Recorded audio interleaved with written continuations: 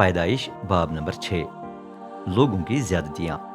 دنیا میں لوگوں کی تعداد بڑھنے لگی، ان کے ہاں بیٹیاں پیدا ہوئیں۔ تب آسمانی ہستیوں نے دیکھا کہ بنی نوع انسان کی بیٹیاں خوبصورت ہیں، اور انہوں نے ان میں سے کچھ چن کر ان سے شادی کی۔ پھر رب نے کہا میری روح ہمیشہ کے لیے انسان میں نہ رہے، کیونکہ وہ فانی مخلوق ہے، اب سے وہ 120 سال سے زیادہ زندہ نہیں رہے گا۔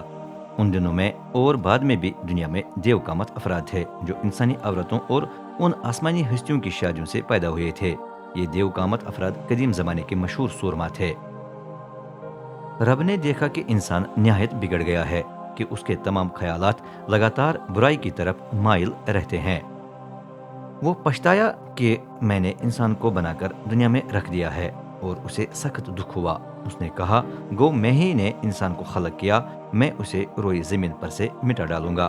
میں نہ صرف لوگوں کو بلکہ زمین پر چلنے پھرنے اور رینگنے والے جانوروں اور ہوا کے پرندوں کو بھی ہلاک کر دوں گا، کیونکہ میں پچھتاتا ہوں کہ میں نے ان کو بنایا۔ بڑے سیلاب کے لیے نوح کی تیاریاں۔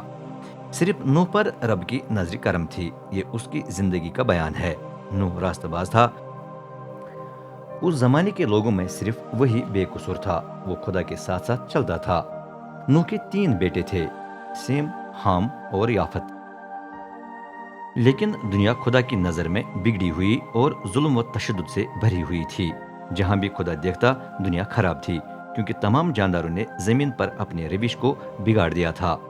تب خدا نے نوح سے کہا میں نے تمام جانداروں کو ختم کرنے کا فیصلہ کیا ہے، کیونکہ ان کے سبب سے پوری دنیا ظلم و تشدد سے بھر گئی ہے، چنانچہ میں ان کو زمین سمیت تباہ کر دوں گا۔ اب اپنے لیے سروں کی لکڑی کی کشتی بنا لے، اس میں کمرے ہوں اور اسے اندر اور باہر تارکول لگا۔ اس کی لمبائی 450 فٹ، چوڑائی 75 فٹ اور اونچائی 45 فٹ ہو۔ کشتی کی چھت کو یوں بنانا کہ اس کے نیچے 18 انچ کھلا رہے، ایک طرف دروازہ ہو اور اس کی 3 منزلیں ہوں۔ میں پانی کا اتنا بڑا سیلاب لاؤں گا کہ وہ زمین کے تمام جانداروں کو ہلاک کر ڈالے گا۔ لیکن تیرے ساتھ میں عہد باندھوں گا، جس کے تحت تو اپنے بیٹوں اور اپنی بیوی اور بہوؤں کے ساتھ کشتی میں جائے گا۔ ہر قسم کے جانور کا ایک نر اور ایک مادہ بھی اپنے ساتھ کشتی میں لے جانا، تاکہ وہ تیرے ساتھ جیتے بچیں۔ ہر قسم کے پر رکھنے والے جانور اور ہر قسم کے زمین پر پھرنے یا رینگنے والے جانور 2 ہو کر تیرے پاس آئیں گے، تاکہ جیتے بچ جائیں۔ جو بھی خوراک درکار ہے اسے اپنے اور ان کے لیے جمع کر کے کشتی میں محفوظ کر لینا۔ نوح نے سب کچھ ویسا ہی کیا جیسا خدا نے اسے بتایا۔